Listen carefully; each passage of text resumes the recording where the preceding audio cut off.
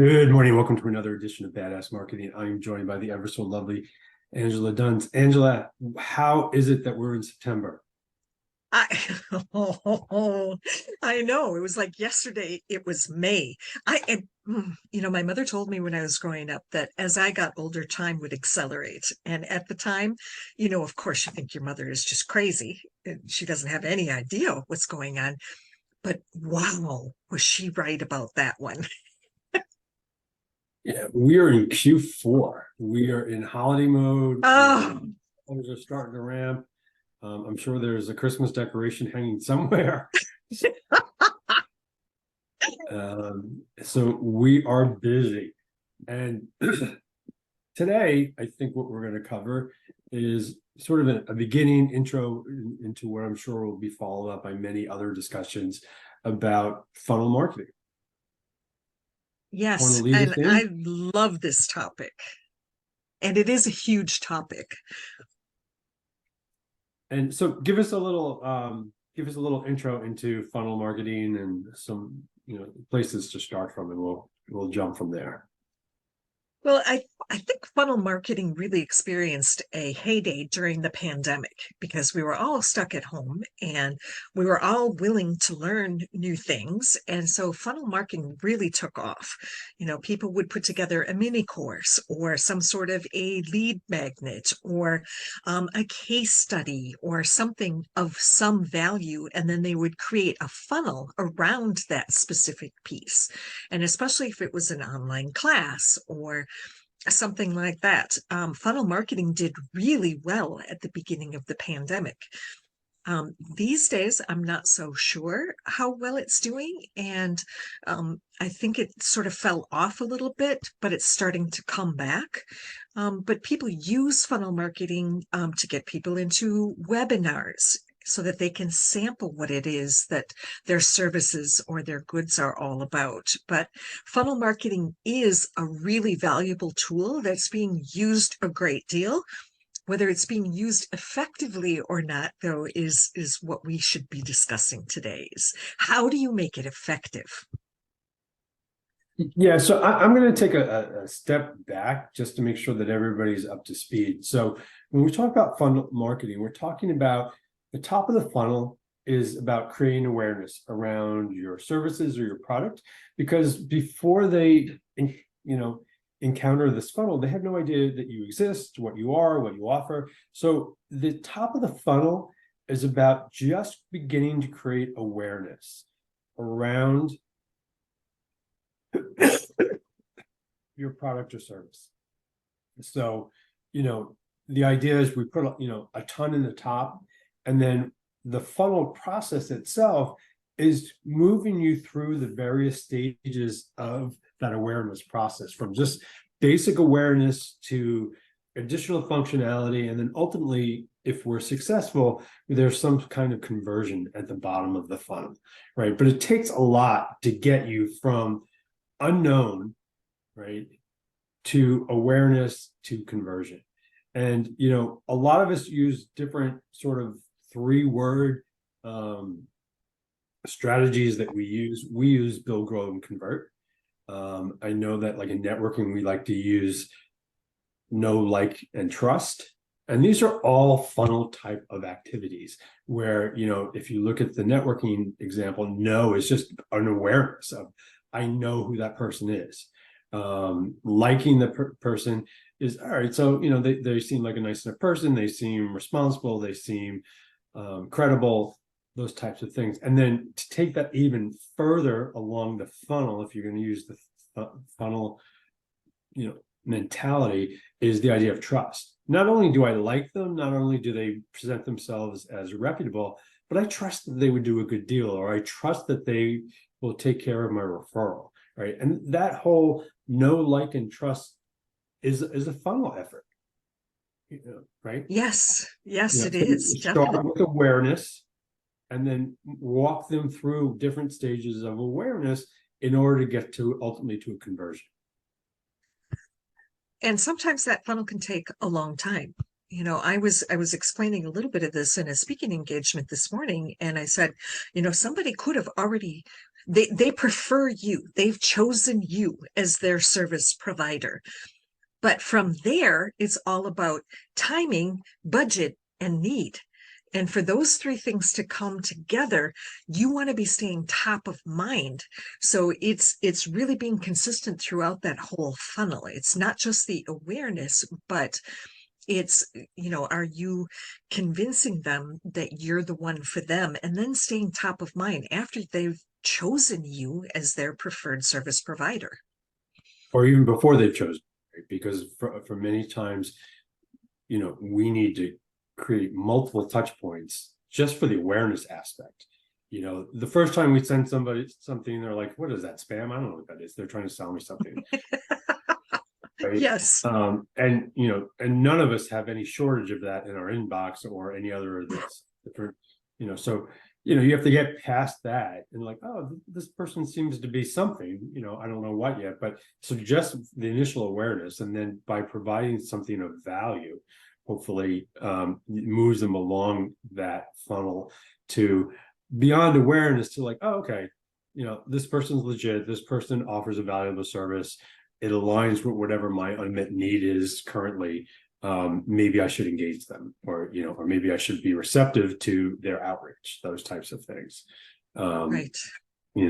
So really about moving people through the funnel. And you had mentioned this, and you hopefully will expand on this idea of the lead magnets, and just the fact that we're so inundated with lead magnets that, like everything else, we've become numb to them. Like, do I really need another free white paper? Do I really need another download? Do I really need to sign up for another newsletter? I spend more time unsubscribing from newsletters than I do reading newsletters. So, I think people have been saturated with these lead generation tools. So maybe you can expand on that a little bit. Well, I just downloaded one the other day, and it's really a good one. And she is really offering, this year has been a really unique year. It didn't start out the way a lot of people wanted it to. First quarter was not nearly as busy as some other first quarters have been for some businesses.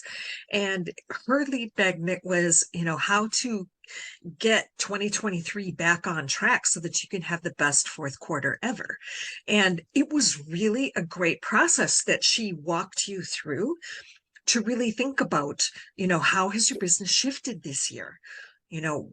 What are the clients that are coming to you, and what is the problem that they're coming to you with? You would have loved this because she did mention market research. And, really thinking about, our clientele's problems have changed. Our clientele and I mean, may I have think that's changed. a very interesting point, because you led with how to get people back to where they were. And the reality may be there is no going back to that. We're not going back. We need to figure out a way to move forward. But things aren't, if you just do what you did pre-pandemic, it's probably not going to work. Yeah. And that's what I really loved about this lead magnet, was that it was really kind of leading you down this path of assessing where you find yourself today, and maybe projecting where will you find yourself in 3 to 6 months from now, and how can you still be relevant to your current clients, or shift who you're talking to solve whatever problem it is that they seem to have now. I mean, for us, what we like to do is, we like to take that forward-looking vision and say, okay, 5 years from now, if everything comes together the way you would like it to come together, what does that look like? Because then we can reverse engineer a way to get there. But having that vision of what does this look like, and then also testing that vision, whether it's through some sort of feasibility study or something like that. Like, if you're basing that 5-year projection on going back to the way things were, you might have a problem. So there needs to be some sort of feasibility applied to that projection to make sure that we talk about the SMART goals, right? Specific, measurable, achievable, right? So if your whole goal is based on going back to the way things are, and they don't, it's not ever going to be achievable. It's not going to be realistic. Right. So it could be timely, but you're gonna, you're gonna not be able to check off the rest of the letters. So it's really important to understand, moving forward where you want to go, but also, put a sanity check, do a feasibility study, and make sure that, based on what's currently going on in the market, is this even possible? Well, and if you're a service provider, there's two sides to that coin. Not only do you have to look into the future for yourself, but you have to look into the future for your clients as well. What are their needs going to be 3 months and 6 months down the road, so that you can adapt your offerings and your products to fit those needs? So we have to do it for ourselves first, but then we also have to do it for the different buckets of clients that we have. And that's another important aspect, I think, too, because we were dealing with this with a client this week, is, helping your client visualize their competitive landscape, because a lot of this is going to be predicated on where you're going to position yourself in the marketplace. And we were working with a client this week that a big 800-pound gorilla has come into the market locally. And we're going back to our client and said, this is going to be an issue. This is going to take market share. How are you going to handle this? And really what we're asking is, how are you going to differentiate? Because they're a big player, but they're generic. So they're, they will have a wide offering without any particular specialty. And there's the opportunity for our client is to, understand what they're doing and do something different. Because if we're just, if we compete with them on the same level, they're bigger, they have a better marketing budget, they have more capability, they have more bandwidth. We're never going to win from that perspective. But if we look at them from where can we differentiate? And then for us, when we look at the marketing funnel, and part of our awareness is like, hey, we're not a big 800-pound gorilla. We're not a big corporate player. We're a local business. If you want to support local, come to us. If you want to have customer service and actually talk to somebody versus, a website that, has a form that you can fill out if somebody feels like getting back to you. These are the ways that as a local business, we can differentiate. If you call us, you can talk to us, you can ask us questions. If you hit the chat button on the website, somebody at the other end is not in a call center, it's us. And, we're answering your questions, and yes, it's in stock, and no, I've never drank that or those types of products. But we're the local business and we're supporting it. And we understand that not everybody in the market cares about that, but there is a segment of the market, especially the local market, that will care. And that's sort of how we need to build our funnel, is around how do we differentiate? We're a local business. Do you want to support local? Do you want to buy local? Do you want your product sourced locally? If that's important to you, we're different than the big guy. Right, right. And it's that personalized touch. The world doesn't need more content that's generic. That's for sure. What it really needs are things that are value driven and very specific to whatever audience it is that they are serving. So the differentiation, you can't build a decent funnel without some very specific differentiation. If you're a generic service provider, it might take several funnels to develop what you do. And then, you also mentioned this idea of providing value, and people will want to understand, like, so what do I get if I go with you? Because you're not the cheapest. What do I get? And so we can articulate that value, and then we would back that up with, testimonials, rating, online rankings, those types of things that demonstrate, we have a 4.8 rating on Google. We have this on Amazon, those types of things that demonstrate other people have dealt with us and experience. This has been their experience. So not only do we tell you you're going to get a good experience, our customers have verified that you're getting. So this idea of social proof, which we just recently talked about, right. And that would be part of the funnel, particularly in the lower part where you're trying to create trust. And, you have the awareness, they know you exist, they know what the differences are between you and your competitor, and now they want to know, that it's safe to do business with you, that they won't get scammed, that, they will get what they ordered, those types of things. So then, as part of the funnel, we're going to introduce part of this social trust type aspects to verify that other people have worked with us and experienced what we're promising to deliver. Right. And so, I think where some people miss the boat with funnels is that they're not consistent throughout the funnel. You really want to focus on who is it that you serve. You're not going to be talking to one audience today and a different audience tomorrow, because people will start to get super confused about what it is that you do. So there has to be some consistency. And I'm not saying that you can't serve multiple audiences, but somehow you have to pull it all together and be consistent, at least with the service that you're providing and the way that you're communicating to different audiences. But consistency is really part of the trust piece. If you're talking about apples and oranges, I might not be listening. The other aspect of funnel marketing is understanding leakage. Okay, so what we want to understand is, what is the conversion, and then once you convert them, how many of them do you keep? Because if you have a 10% leakage where 10% of your clients don't renew, don't do, or continue to do something that you need from them, that means that every 10 months or so, you're completely replacing your client base. And that becomes prohibitively expensive. So understanding the leaks within the funnel, especially once they've converted and they've become a client, but, do they come back? Do they, are they referring? Are they, can you upsell them? Those types of things as part of your funnel marketing. Because if you just have to pay lots and lots of money, which many startup companies do, to just feed the top of the funnel without managing the bottom of the funnel, you're just throwing money into the funnel. And I think this is where a lot of people sort of miss the mark.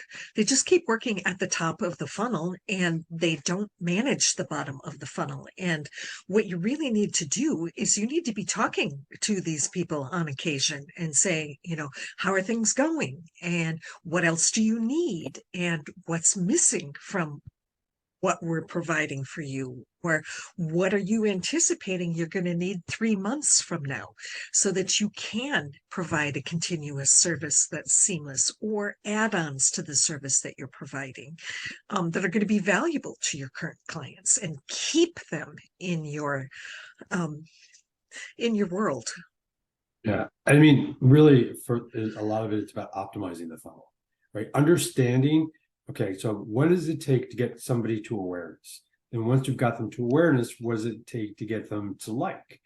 And these different stages. And the only way to do this is to measure this and to closely follow, what is the transitions throughout the funnel? Where do people get stuck? Do they, are we feeding a ton of people into the top of the funnel? Like we said, just shoveling them into the top of the funnel, which typically means we're spending lots of ad money. But we never get them to the next, part of the funnel, and we're unable to drive them through the funnel. That's not going to be a successful funnel marketing approach.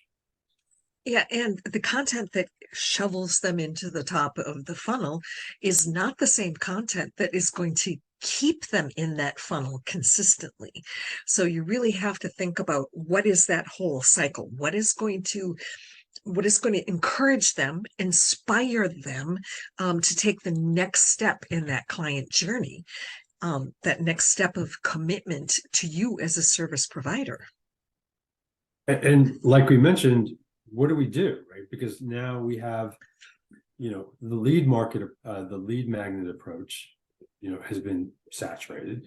I don't need another free white paper. I don't need another, free trial, and I don't want more emails in my inbox. So how do we get them? We've created this awareness, but what do we need to do to get them to take the next step in whatever it is in the funnel that we're asking them to do? Well, there are several different things. I have a couple clients who they have a high ticket item, and it's usually a year commitment to work with them. And seriously, unless you get a chance to sample their work, it's very unlikely that you're going to commit to a full year of something. So several of my clients are doing webinars and they'll be on very specific things. Now, most of us don't have time to sit through another webinar. So you really have to be convincing. And, mostly what you're getting these days in a webinar are people who are actually considering working with you in the first place. And then having those on demand is another thing that is very helpful. But for me, public speaking is a part of that. Maybe somebody knows about me, they've heard about me, they've seen my content, but once they've seen me speak, that is a different level of commitment. So there are several things, but I really think it needs to be in person, a live event. It needs to be at that next level of relationship to really inspire them to go deeper into the funnel. Yeah, and I would agree, except that it really will depend on what we're talking about, right? Because if we're talking about a D2C product, they don't necessarily need, a consumer product. No. We don't necessarily need to see you in person. So it's going to be adapted to whatever whether it's a service, whether it's a product, those types of things. We have a lot of our clients are product focused. So our goal isn't necessarily to get them to a live event.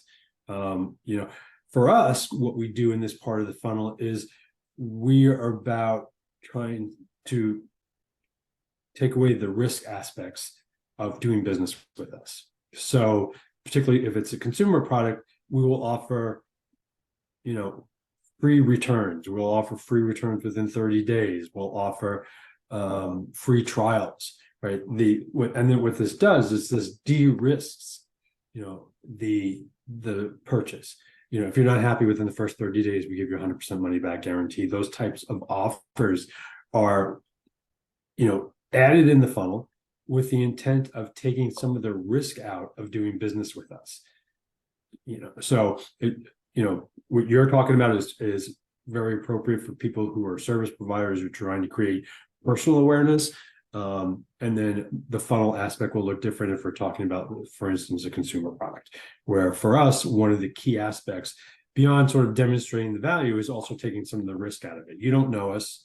You're not, based on the volume that we need to do, you're not going to be able to meet us personally or live. So, some of the other ways that we will help people move through the funnel is to take out some of the risk.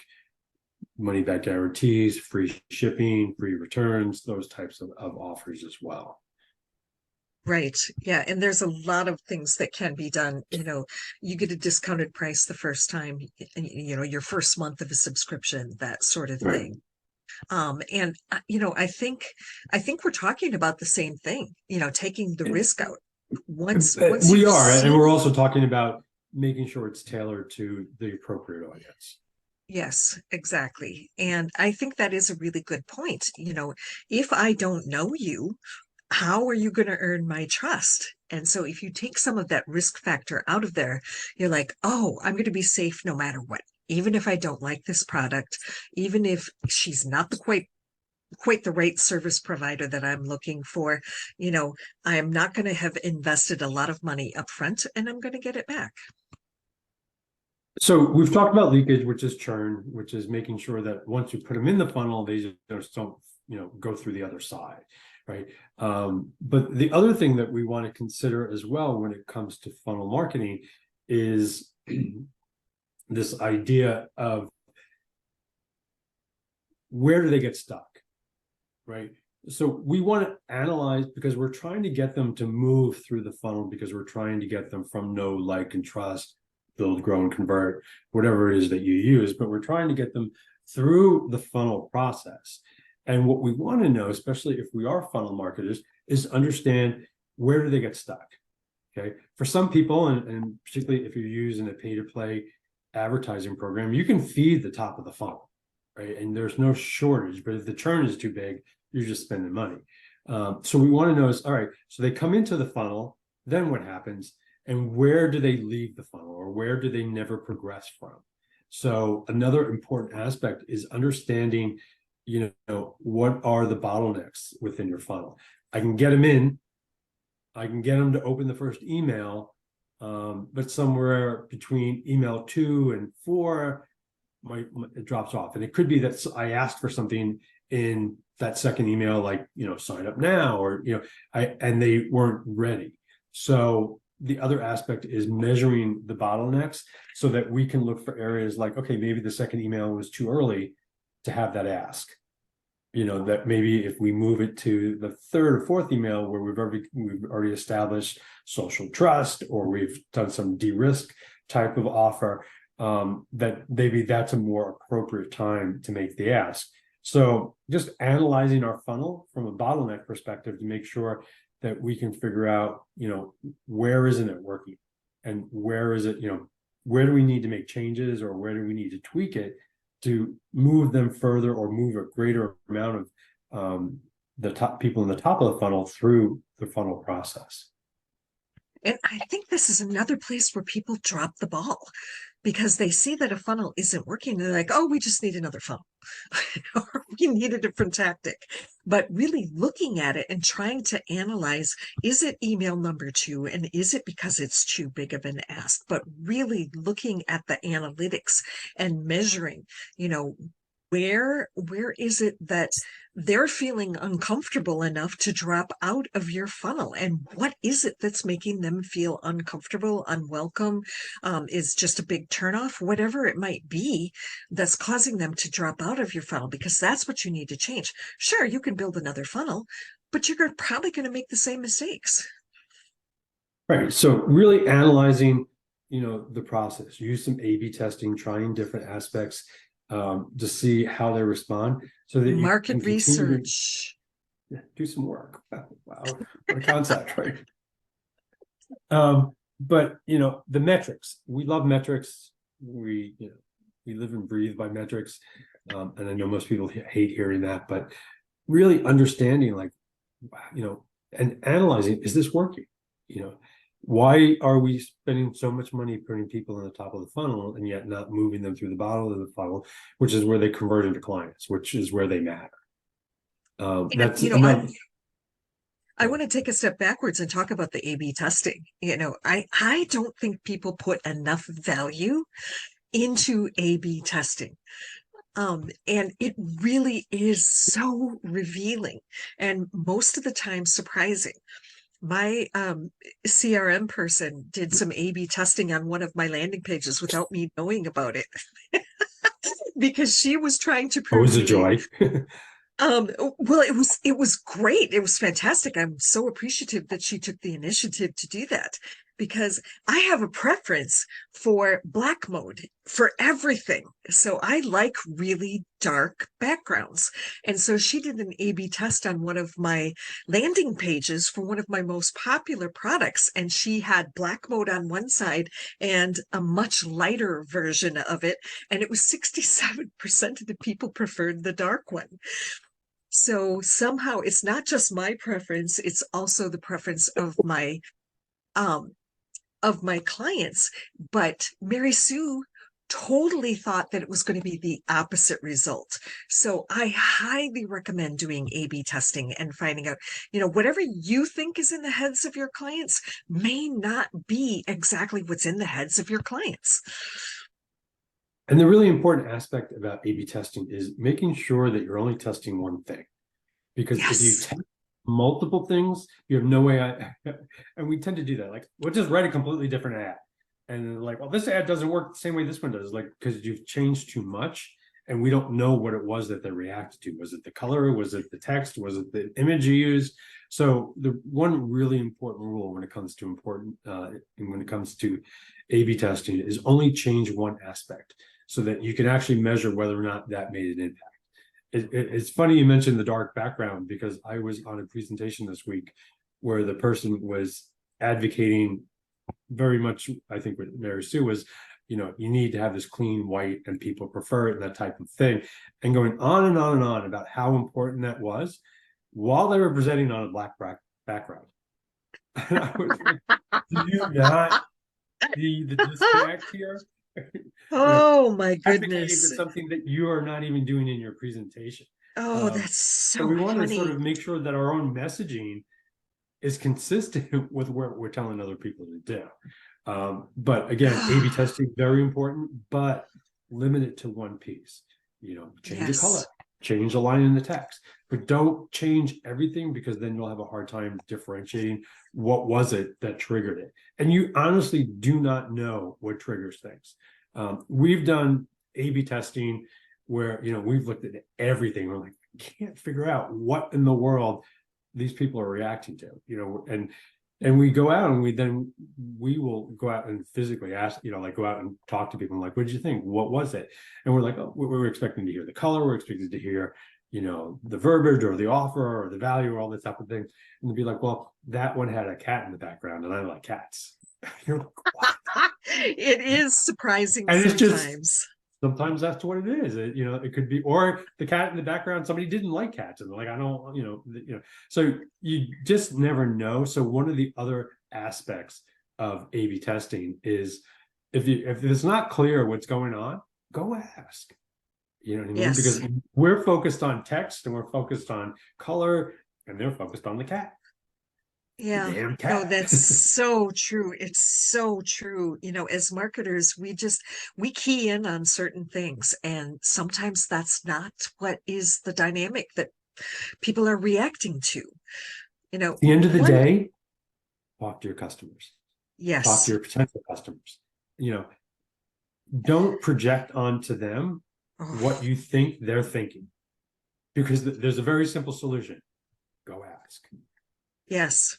And your best clients will be happy to help you out with that. They'll spill their guts on things. Yeah, you have to be careful because they will tell you stuff that's tremendously important, but you got to be able to suck it up and listen to it and hear it. Yes. I, Yes. I, I have Very a true. client that I've had for 20 years. And I'm like, so, give me some feedback. And she's like, well, and I'm like, no, no, no. And we were at a Giants game, and I applied her with a couple of beers, so she became tremendously honest with me. So once you open up that one, but she's like, well, you're really smart, and we really appreciate what. But sometimes it's how you say it. I'm like, okay, so I got to work on my people skills, right? Got it. But it's And important to get it that makes a feedback. difference. It does, because Yes. there was nothing wrong with our work. There was nothing wrong with our services, but I could probably be a little rough around the edges. So therefore, be sensitive to that. You know what I Yes. mean? Or just friggin' own it. That's the Yes. other option. Is like, you know what? This is me. This is what you get. If that doesn't work, that's cool. But I'm not going to change for you. So either address it or own it. Don't get And that's so wishy-washy. true. Yeah. Yes. And for me, I'll own Or it. Like, overly apologetic and then not do anything, right. because that will lose you clients. Because, even if you own it, there's some genuineness in owning it. It's a differentiator.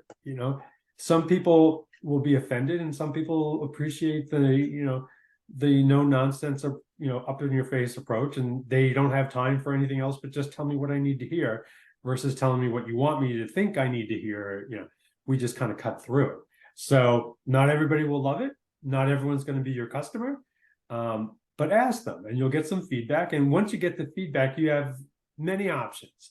You can accept the feedback, you can reject the feedback, or you can, just embrace it. Like, you know what?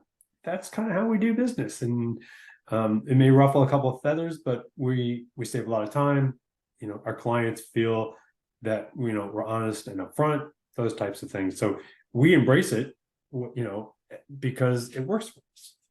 Doesn't always work for everybody, and it is also not a style. I've had many clients come and go because it's not a style that works for everybody.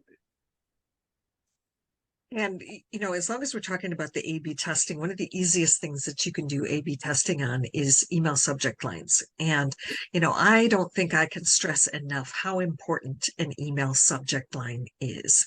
I'll avoid an email all day long if it has a subject line I don't really want to pay attention to, or forever.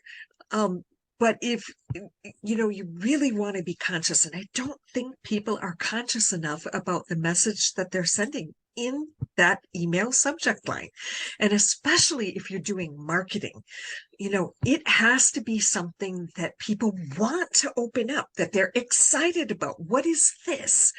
That they're delighted to open.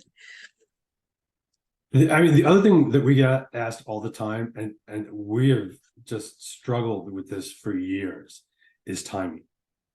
So when do you send that email? Do you send it on Tuesday afternoon? Do you send it over the weekend? Do you send it Thursday? Do you send it in the morning? Do you send it in the afternoon? Do you send it at night? And I can honestly say I have no friggin' idea. We've been doing it for 20 years. As a rule, we tend to send it, between Tuesday and Thursday, whereas, we feel that anything around the weekend, people have already checked in or out. So we avoid that. But what's interesting is I'm working on an email campaign that we've been running for about a year and a half. And I'm playing around with the, Thursday, Friday, morning, afternoon, and what's interesting now is I have AI tools telling me, oh, Friday, 2:00, optimal period, so I'm using some AI to try to figure this out. And guess what? AI is no better than we've been. Oh, that's so funny. It's so interesting that you mentioned that. I use a tool called Boomerang. I don't know if you've ever heard of it. Because there's so many different email scheduling tools that you can use. Google can allow you to, or Gmail will allow you to schedule when you want to send things. So a lot of times when I'm working on Saturday afternoon and I'm writing a bunch of important emails, I will time them for Tuesday morning at 8:00.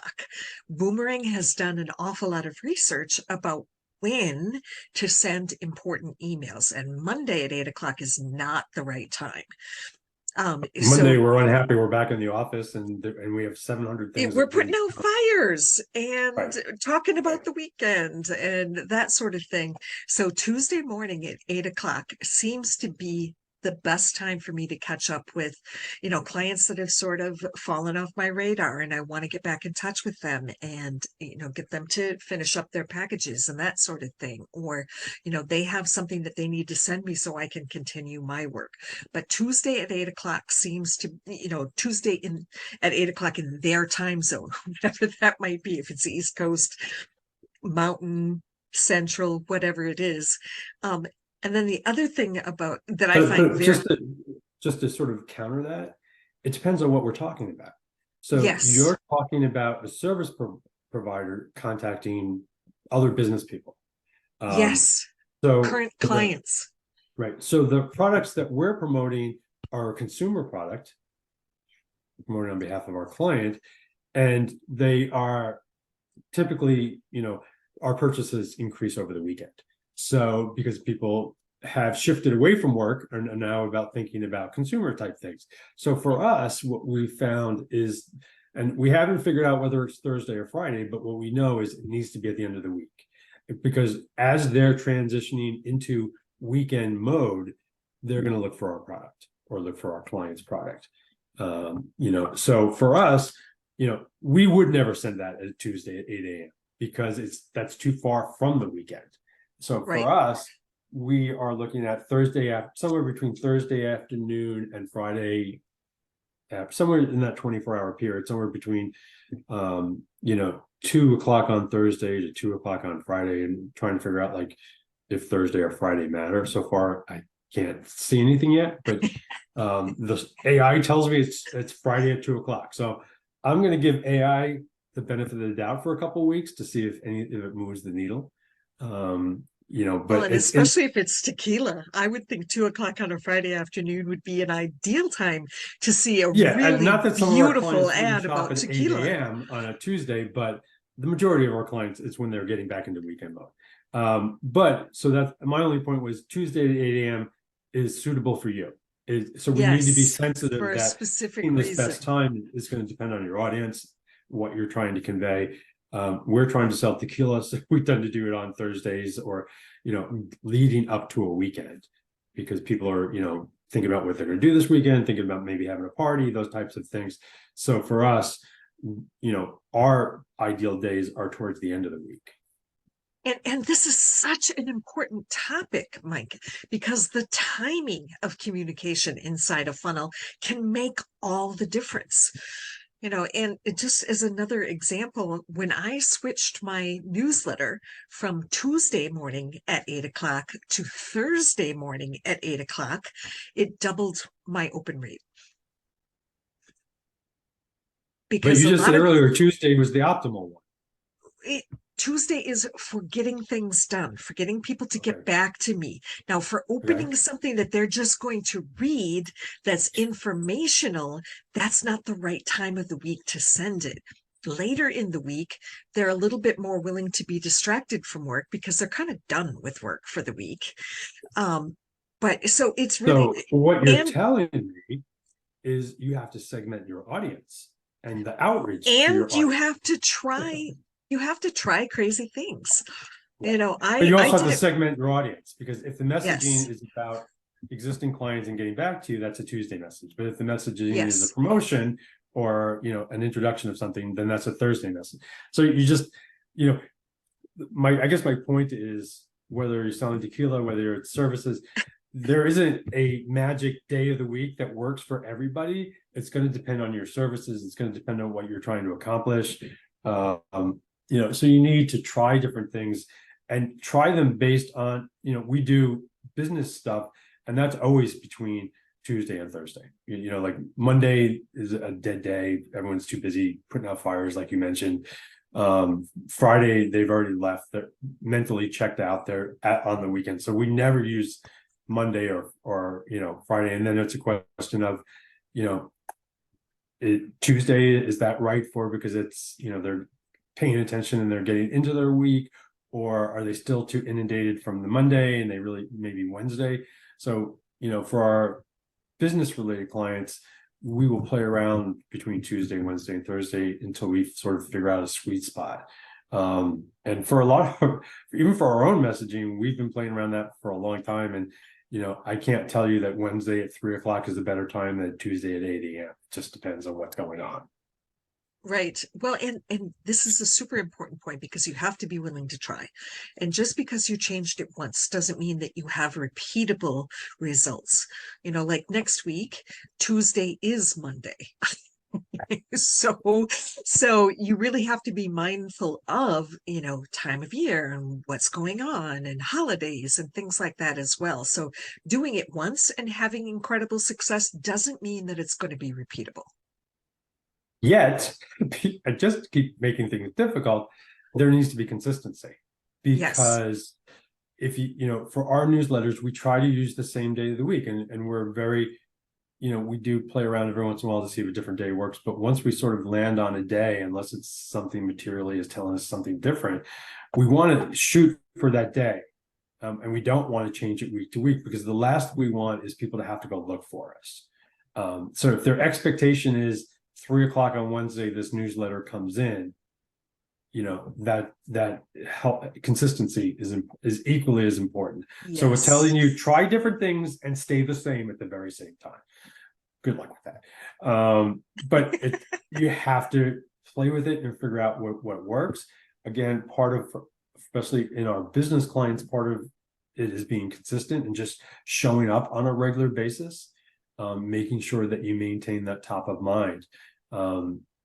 That's why with a lot of us, for our networking, we have that day of the week where that's our meeting, right? And it enters into our mindset, it enters into our expectations. We're less distracted because we know we're committed to that one day a week or one morning a week or something like that. So there's also a tremendous value in consistency. Even while Yes. you're A/B testing, make sure there's still a consistent aspect of setting some expectations for your clients.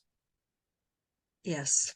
Yes. And that segmenting piece that you mentioned in there also is really important. You want to keep in mind, what is the function of their week? When are they going to have the bandwidth to open up something and actually read it? And When different do they want it? industry. Because it may depend Yes. on, if you're selling tequila, they might be more interested on Friday versus getting an email from Angela reminding them that they need to update their LinkedIn profile is more of a Tuesday morning type of activity. So Exactly. to recap, we've solved nothing for funnel marketing for any of our listeners. Kudos to us.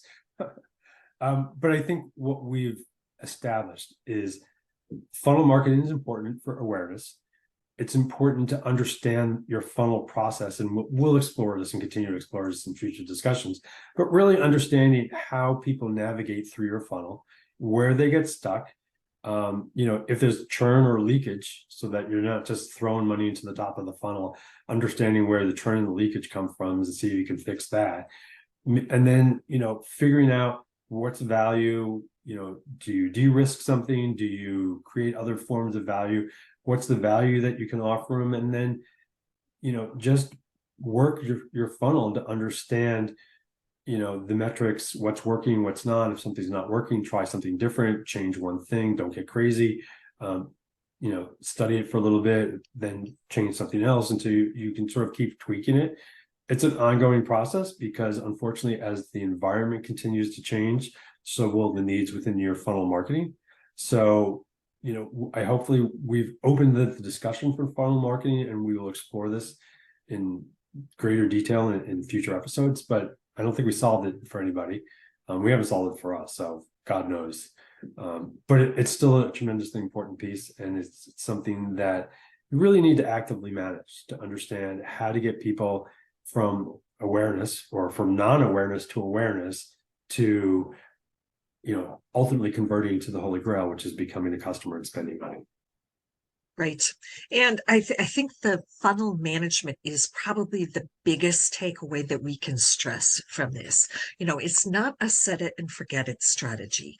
It's something that you want to monitor all the way through, even to when they become a client, because you want to keep them as a client and you want to turn them into a referral partner as well. So Right, asking because as a client, that's questions. when we get into churn, right? We want to make sure Yes. that, our clients aren't, because, and this is a whole nother discussion, but this idea of cost to acquire, right? How much did it cost you to acquire the awareness at the top of the funnel? And if you're converting them into clients, but then they're leaving shortly after, then, your cost to acquire will continue to increase, and you're not making money because you're spending all your money trying to get people into the top of the funnel. So, we will explore metrics and things like cost to acquire versus lifetime value in future episodes in greater detail. But absolutely, the goal is to get them to be customers and to keep them once you get them there. Yes. Yes. So I hope we've really stressed this whole idea of funnel management, not just creating the funnel, but managing it through every client stage.